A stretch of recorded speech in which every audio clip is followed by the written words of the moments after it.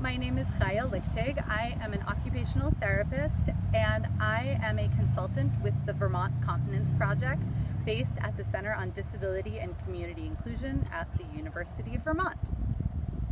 Today we are going to be talking about a peer-reviewed journal article called "The Role of Parental Self-Efficacy in Parent and Child Well-Being, a Systematic Review of Associated Outcomes," which was recently published in the Journal of Childcare, Health, and Development. So one thing to know first is that this was a review, meaning that it was a compilation of information from a bunch of different professional academic journal articles. And this purpose of this study was to review and bring together the outcomes of the literature on the topic of parental self-efficacy, which I'm going to define in just 1 minute, and to answer the question, what is the impact of stronger or weaker parental self-efficacy on parent and child outcomes? So not what things increase parental self-efficacy, not what things decrease parental self-efficacy, but if a parent has stronger or weaker parental self-efficacy, what are the likely outcomes of that parent also having that profile? So what is parental self-efficacy? My favorite definition is that parental self-efficacy is a parent's belief about their ability to influence their child in a health and success promoting manner. Stronger parental self-efficacy means that the parent has more confidence in their ability to support their child to make healthful and effective choices and changes. So when the researchers were choosing which articles to include in this study, they only chose articles where the outcomes were related to what parental self-efficacy was impacting. It wasn't anything else, okay? So they found 3 major themes of things that parental self-efficacy seems to impact. One is parent-child relationship, the second one is parental mental health, and the third one was child developmental outcomes.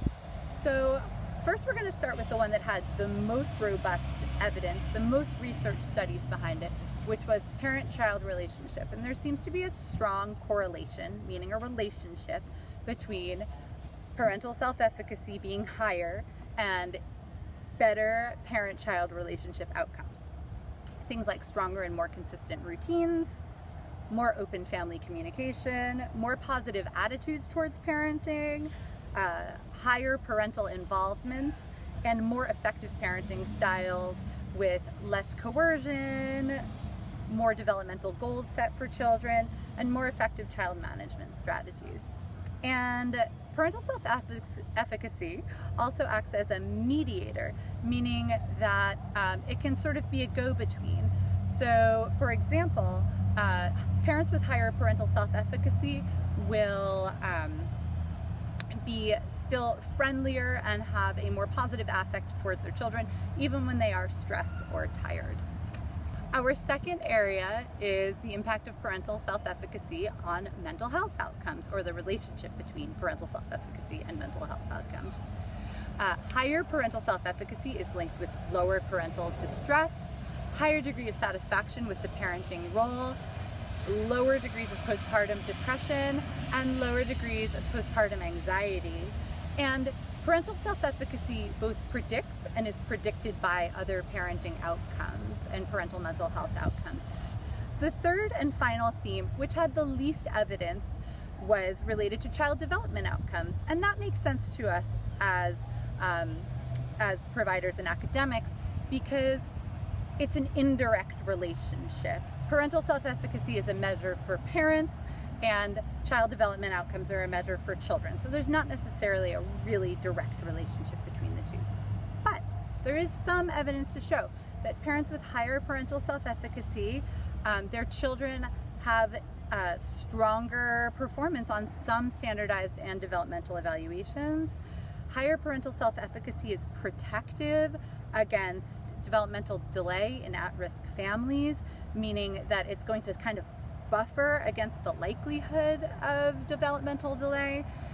There's also links between parental self-efficacy and improved child behavior outcomes. And also it can, again, be a mediator meaning it can be a go between socioeconomic status, where families may have children that are more at risk, and school performance, meaning if a parent has better parental self-efficacy, if that child may otherwise be at risk for poor school performance, they're not going to be in this case.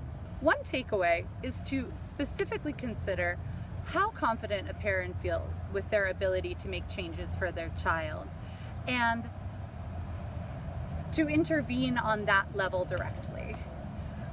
It's not something that we can simply gloss over and hope that by offering the skills that we might use with that child, that the parent is going to also gain those skills. We need that parent to specifically feel that they are empowered and supported and given what they need. So there are a lot of limitations to this research, even though it's relatively current. One of the limitations is that there are very few and very inconsistently used standardized measures of parental self-efficacy. In some of these studies, the researchers actually created a questionnaire of their own. So we don't know that what somebody reports as high or low parental self-efficacy on one study is exactly the same as what someone reports as higher or lower parental self-efficacy on another study. Another limitation is that there isn't a lot of good research that creates a causal relationship between parental self-efficacy and all the outcomes that we were listing. What that means is that even though there's a relationship between them, higher parental self-efficacy, you're likely to see this and that, they don't really know if we increase parental self-efficacy, is it going to improve those outcomes? Is one going to lead to the other? So they don't really know that yet. So why is this important for our work in the Continence Project? Often when we work with a family, we find that there are very challenging behavioral patterns that are associated with children who have been incontinent far longer than the parents were expecting them to be. There are often really entrenched patterns of interaction between the parent and the child.